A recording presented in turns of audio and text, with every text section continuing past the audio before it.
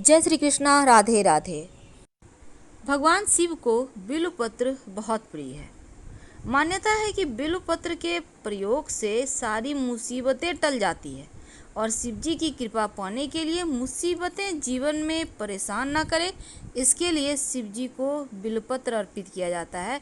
अगर आप अपने जीवन की विपत्तियां समाप्त करना चाहते हैं तो शिव जी को बिल्वपत्र जरूर अर्पित करें। लेकिन क्यों?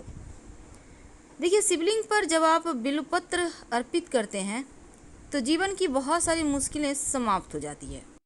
पर बिल्वपत्र अर्पित करने की कुछ सावधानियां हैं, क्योंकि गलत तरीके से अर्पित करते हैं तो पूजा का फल नहीं मिलता। और साथ ही बिल्वपत्र खाने से क्या होता है, चलिए जानते हैं विस्तार से। एक बिल्वपत्र में 3 पत्ती जरूर होनी चाहिए, 4-5 भी हो सकती है, बहुत अच्छी बात। और जब आपको 4 या 5 पत्ते वाला बिल्वपत्र मिले तो शिव जी को अर्पित करके उसको संभाल कर रख ले, जीवन में खुशियां बढ़ती जाएगी। याद रखें कि बिल्वपत्र कभी भी टूटी फूटी भी ना हो, छेद ना हो, ना ही दाग धब्बे हो। और जब बिल्वपत्र अर्पित करें तो जो बिल्वपत्र का डंठल है उसमें मोटा सा हिस्सा होता है, उसको तोड़कर हटा दें।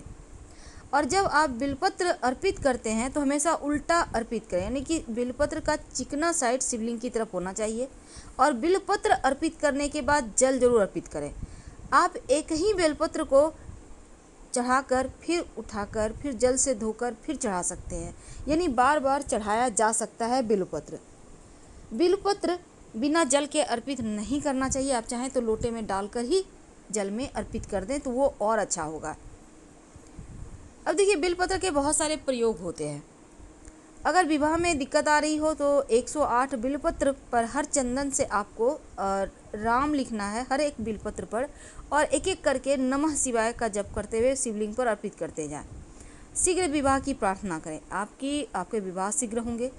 लेकिन अगर बीमारी से परेशान हैं तो 108 बिल्वपत्र ले लें। एक पात्र में आप चंदन का इत्र ले लें और बिल्वपत्र को एक एक करके इत्र में टच करते जाएं और फिर आप शिवलिंग पर अर्पित करते जाएं और बोलते जाएं ओम होंग जुंग सा, और फिर अंत में जल अर्पित करें। आपके स्वास्थ्य की हर समस्या दूर हो जाएगी। माना जाता है बिल्वपत्र का रस अगर आंखों में डालें तो ज्योति बढ़ती है। अगर बिल्वपत्र का काढ़ा बनाकर शहद में मिलाकर पिए तो खांसी में राहत मिलती है। और अगर बिल्वपत्र का रस आप रोज सुबह पिए तो सर दर्द पुराने से पुराना भी समाप्त हो जाता है। तो ये तो थी बिल्वपत्र की महिमा। पर क्या आपको पता है कि शिवलिंग पर अगर आप दूध में बिल्वपत्र डालकर शिवलिंग पर अर्पित करें, 108 बिल्वपत्र ले लें और एक कटोरी में दूध ले लें, एक एक बिल्वपत्र उठाएं और दूध में डुबोकर शिवलिंग पर अर्पित करते जाएं और मंत्र बोले ओम नमो भगवते महादेवाय। तो इस तरह से प्रार्थना करने से संतान की प्राप्ति होती है। शिवलिंग पर चढ़ा हुआ बिल्वपत्र खाने से स्वास्थ्य की किसी भी तरह की समस्या नहीं रहती, बड़ी से बड़ी परेशानी समाप्त हो जाती है। बिल्वपत्र जो शिवलिंग पर चढ़ाया हुआ है उसको खाने से जीवन की हर मुश्किल, हर बाधाएं भी समाप्त हो जाती है। तो फिलहाल आपसे विदा लेते हैं। बिल्वपत्र जरूर खाएं और जीवन की मुश्किलें आपकी समाप्त हो जाएगी, बहुत फ़ायदे हैं।